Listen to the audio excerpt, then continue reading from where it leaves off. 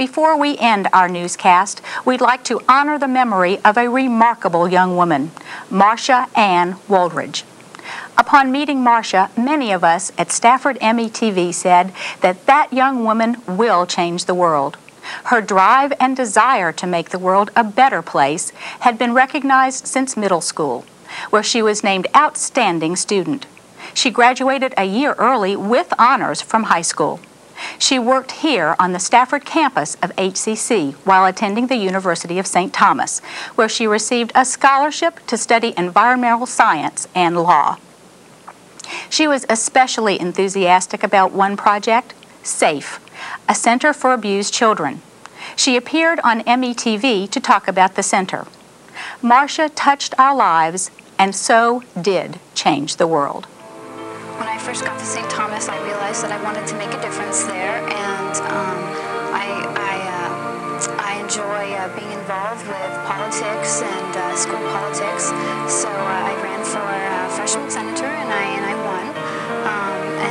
In the Senate, I worked on the student liaison committee, helping students with academic issues and things like that. And this year I ran again for re-election for sophomore senator, and I was appointed the Academic Affairs Committee Chair, where I will be the liaison between the administration of the University of St. Thomas with the students. I'd like to go to law school at the University of Washington in Seattle. They have a very good environmental policy program. I'd like to be a lobbyist. I'm not sure if I actually want to practice law, and I hope that I will be able to help with organizations like SAFE later on in life as well. And hopefully there will be SAFE centers across the United States.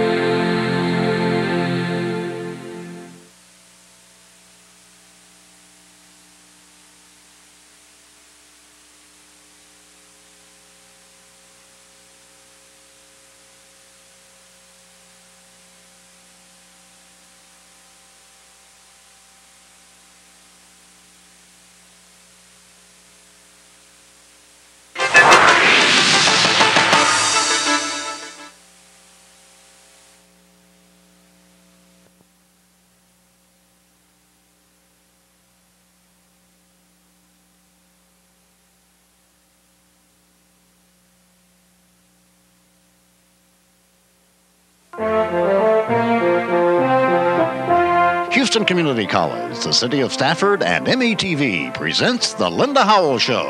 And now here's Linda.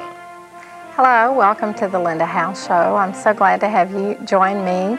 I have a very interesting guest today, as of course I think all my guests are interesting, but you're going to enjoy this because I actually have a former student of Houston Community College that is now a college student, but involved with the Houston Community College family, basically.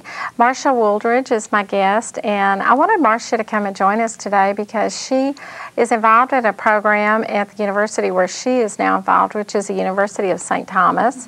And Marsha is involved in a program I thought the community would like to hear about. So before we get into that program, Marsha, I thought I'd just tell a little bit about you and then let you finish where I'm beginning. But Marsha graduated from Austin High School with honors a year early. Wow, very impressive. Ambitious young lady is who I'm talking to today. She is involved with the University of St. Thomas, actually after they pursued her to come to their school.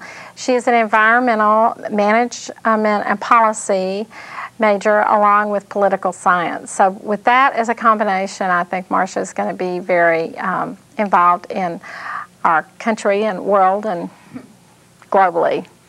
Marsha, why don't you just tell me a little bit about your activities on campus? I know that you you've been there just a year and a half, basically, going on 2 years.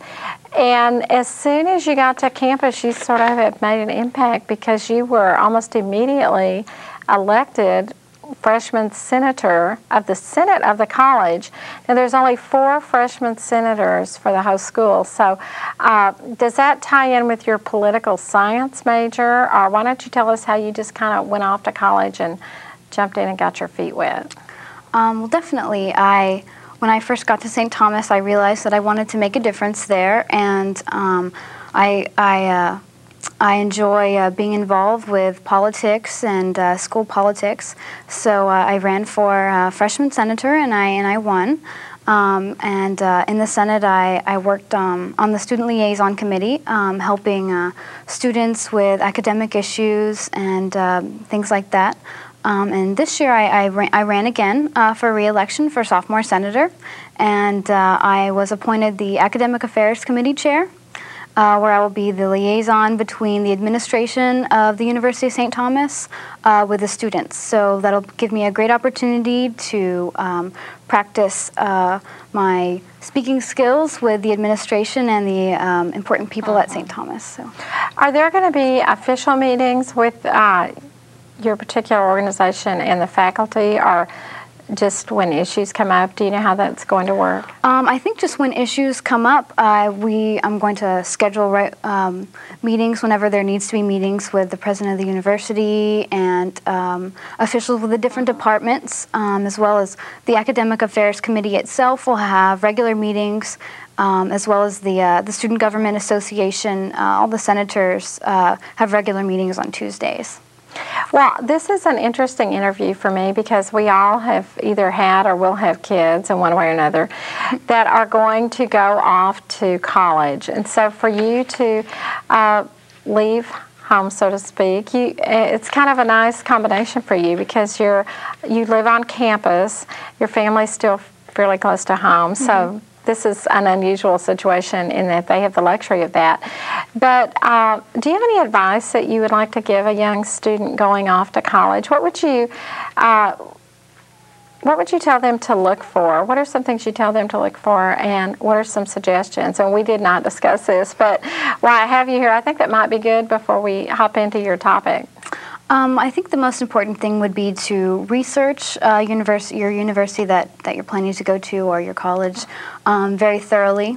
You want to make sure that you ask what class requirements you need to take, as well as research what different organizations there are on campus, what opportunities you'll have to be involved with different groups, like Student Government Association and different clubs and things like that. That's really important that there's a solid community on the campus that you're planning to go to.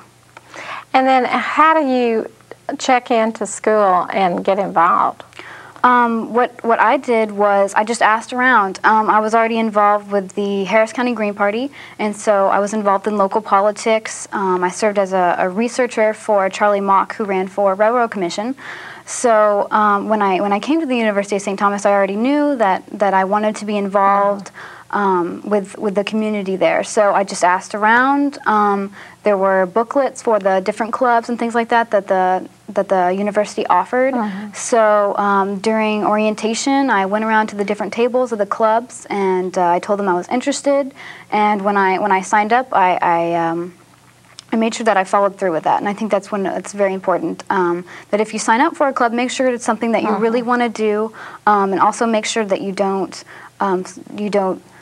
sign up for too many things. You don't overextend yourself. That's good advice. Well, one of the projects that you've gotten involved at St. Thomas with is a group called SAFE. And it is, let me just make sure I get this right, Stop Abuse Forever. And it's actually dealing with young children, basically, that are neglected or abused. And the interesting part of this organization is it's all basically youth or student-led, and it's going to be student-run. So how did that work? Were a bunch of students sitting around and said, well, we have an abuse problem, or we have a neglected problem, and what can we do to solve it? And let me just add, this is basically going to be focused immediately in the 3rd Ward. Right. And, okay, take it from there. We have SAFE, Stop Abuse Forever. We're a non-for-profit corporation. We have our non-for-profit status with the government. And our 2 CEOs, Mark Valdez and Anthony Callio, actually thought of opening a community center for abused and neglected children 2 years ago. They'll be seniors at the University of St. Thomas this year, and both of them had experienced poverty in their communities and abuse, and they had saw the effects, and they had friends who didn't recover from things such as this, so they decided that they wanted to apply their skills and their intelligence, and they realized that the university, an actual campus, is the best place to start that, because there's so many students who need volunteer hours and who are willing to help. So that's how they came up with the idea of SAFE. And then from there, it flourished. About 6 months ago, they appointed chairs for each of the programs. We offer 4 different kinds of programs. Creative arts, which includes an art therapy program, as well as an upcoming drama program. Educational programs, we're going to offer free SAT tutoring, as well as an info shop, which will contain books for school, high school requirements and middle school requirements, as well as information that the community needs on things such as STDs. We're also going to offer athletic programs. We're going to offer intramural sports, which is very important to teach children the importance of teamwork and to build their self-esteem. And we're also going to include food and clothing programs. We're going to offer food and clothing based on need.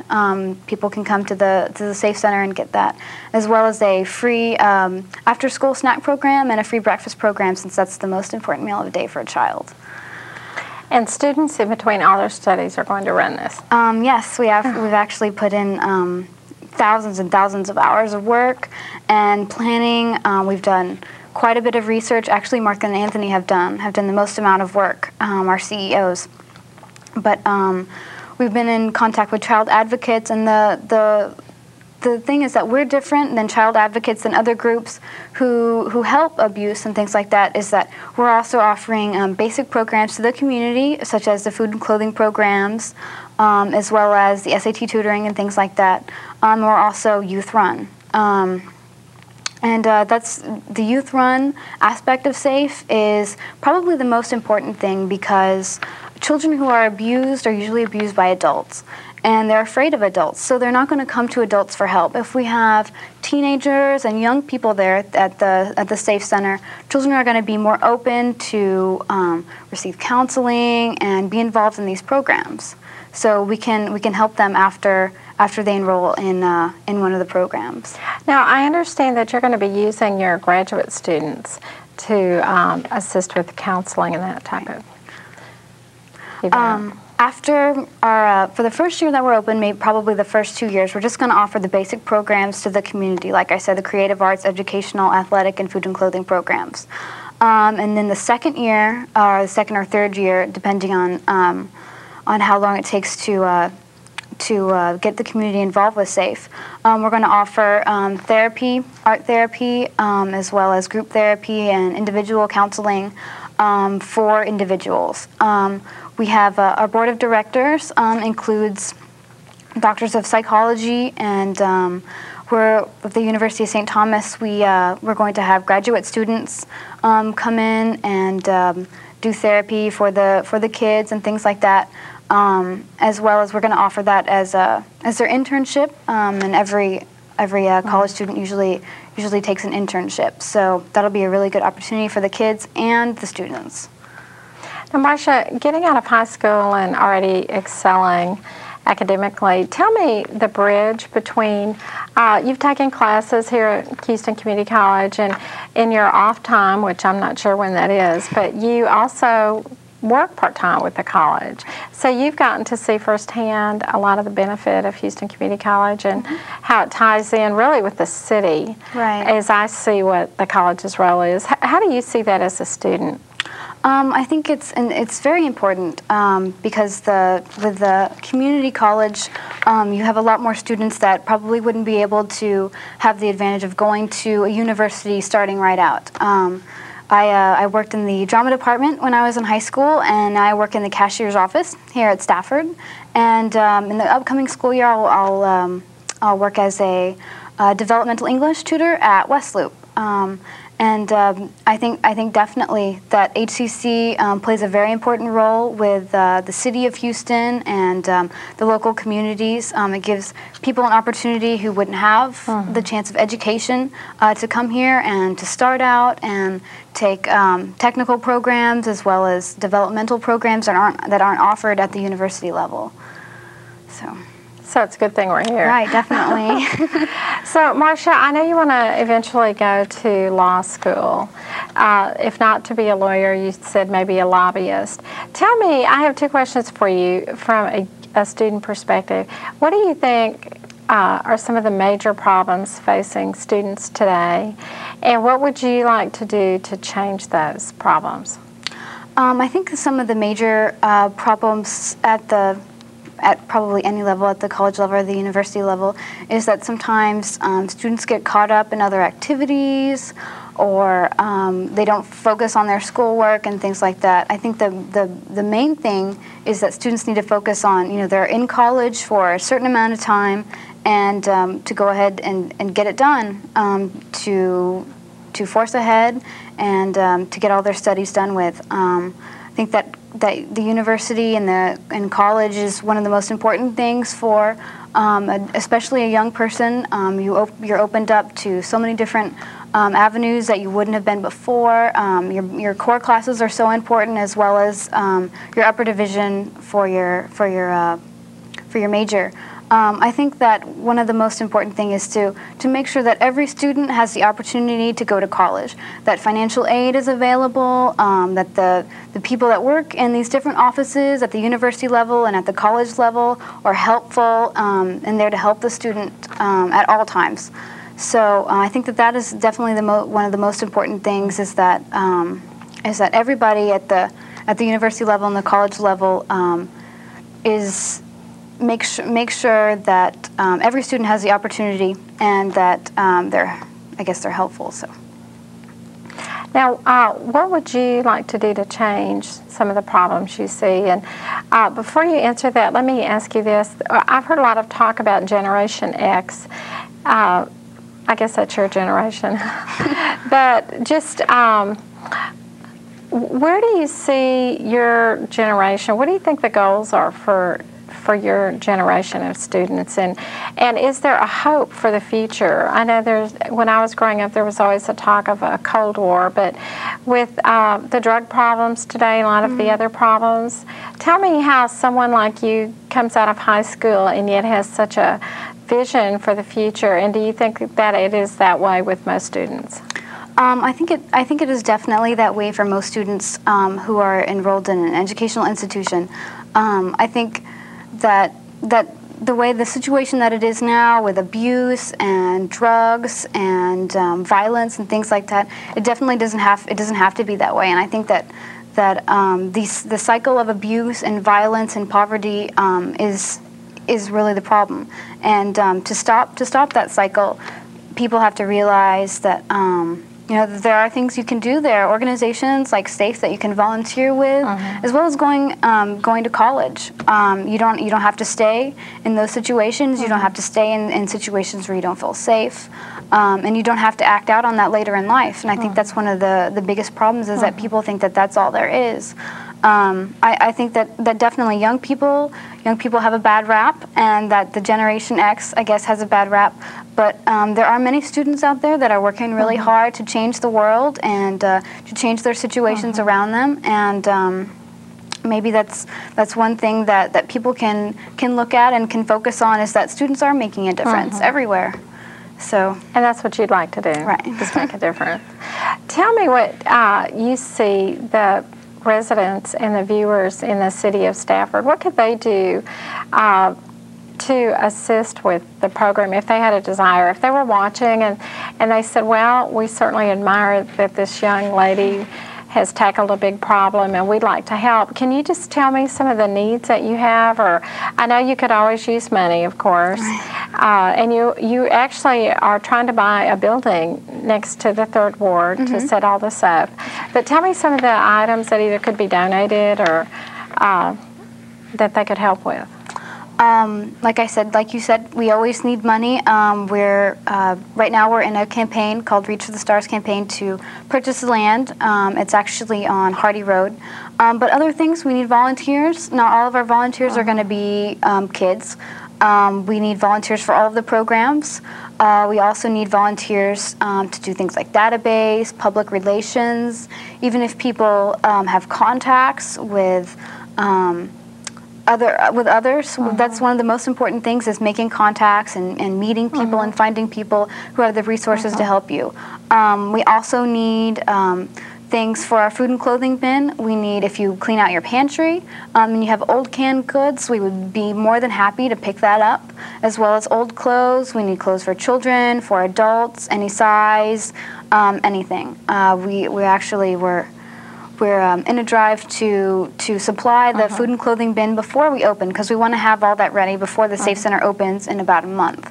So if you have any of those materials, I can give you the phone number to call us. It's 713-521-8916, and we'd be more than happy to come and pick it up. So, or they could drop it off. Or you can drop it off at any of our at the Safe Center when it opens, or we have a place right now where we're storing all of the furniture and the food and clothing until the center opens. And how much money are you trying to raise? Right now, the location that we're looking at on Hardy, the total amount for the land, it's a big warehouse, and it has different office buildings and a lot of storage space. It's $250,000. And we have a donor who has donated $150,000. So we're trying to raise the other $100,000. We're going to have a big charity dinner and auction in the spring, and we have monthly seminars and monthly charity auctions and things like that every month. And with our Reach for the Stars campaign, we've contacted several donors who are going to donate small amounts. Every little bit helps. $5, $100, $1,000. Every little bit helps. And then after that, after we raise the money just for the land, we're also going to need a lot of money to keep the center going, to keep the supplies, and all the things that we're going to need for our programs as well as our bills. We have a grant writing section of SAFE that's working on writing grants for the upcoming year.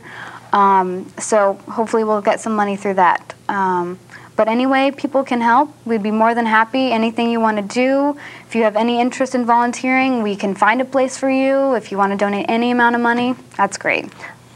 Now, you have an event coming up that you're sponsoring for safety. Do you want to highlight it real quick? For September, our seminar will be a women's self-defense seminar. It'll be on Saturday, September the 8th from 3 until 5 at the Harvest Time School of Self-Defense. It's just going to be 2 hours. We're asking for a $5 donation at the door. And we're going to teach basic self-defense moves to women, because that's very important to stop the cycle of abuse. The instruction will be provided by Master Gerald Jenkins of the Harvest Time School, and the location the location is on 9559 South Main. It's located at the corner of Main and Westridge in the shopping center, and the phone number to the Harvest Time School is 713-665-2633. Either that, or you can call the Safe Center and we can give you more information about that. So are there students at the University of St. Thomas actually answering the phone for the Safe Center? Actually, yes. This is the Safe Center phone number, and if we're not there, we're not picking up the phone, we have to go to class. Sometimes we have other things to do. But if you leave a message, we'll call you back in 24 hours, probably. That would be the longest amount of time. But we would love everyone to come. I think it's really important for women to protect themselves. In situations, especially living in the city, in Houston, you can't never be too careful. So we would love for everybody to come. Well, this is a very impressive time for me. I'm sitting here thinking, why do we worry? It sounds like there are a lot of students that have a lot going for them. To have taken an idea like this and organized it, planned for it, raising money for it, and they're going to keep it going, all for abused and neglected children. That is very impressive. It'll be interesting to maybe have you back in about a year or two and see how this project's going. But back to the children, what numbers do you think that you'll be reaching there? Do you have any idea the amount of children? We have no idea. We don't know what kind of influx is going to come from the community because when we first opened, we're not only going to be helping children. We're targeting children age 8 to 18 for our programs, but definitely if there's children younger than that, if there's children, because I'm still a child, if there's children older than that who need help, we'll be there to help them as well. So you're ready to go face the world. Where do you want to go to get your graduate school or to law school? I'd like to go to law school at the University of Washington in Seattle. They have a very good environmental policy program. And then after that, like you said, I'd like to be a lobbyist. I'm not sure if I actually want to practice law, possibly environmental law, but I definitely like to be in the field of environmental policy, which isn't really related to SAFE, but in a non-direct way it is, because SAFE, we're trying to help people, and we're trying to help children. It's the same way for with environmental policy and environmental studies in general, making the environmental a safe place to live for everyone, for the community, especially with communities in poverty. A lot of times they get dumped with the pollution and things like that just because they don't have legal representation and they don't have the power. So it definitely connects in a way. And I hope that I will be able to help with organizations like SAFE later on in life as well. And hopefully there will be SAFE centers across the United States. So, that is a goal to expand that. Yes, hopefully in many years. Eventually, we hope the SAFE center will also be a shelter. In our 6 years, we have a 6-year plan, and we hope eventually that the SAFE center we can actually shelter children who need help as well. So, great. We'll go for it. Thank you, Marsha, for joining me today. I know that you enjoyed today's program for probably a number of reasons. For me, it's very exciting to see the youth that we're raising and supporting and encouraging, that they're making long-term goals to go out and change the world, and I applaud them for that. Also, if you were inspired by today's program and would like to help with the SAFE program, they would be more than happy to have your help. And if you would just call the number, we'll put it on the screen at the end. They'd be glad to take your donations, or if you're watching and you'd like to really lend them some financial or volunteer support, they would take that too. So I'm glad you could be here today, and I hope that this has expanded your horizons. It has mine for the day, and I'd like to thank you. And Marsha, thank you. Thank you. Very proud of you. Just go get the world. Thank you for the opportunity of coming on your show. Thank you. Thank you very much, and thank you for joining us today.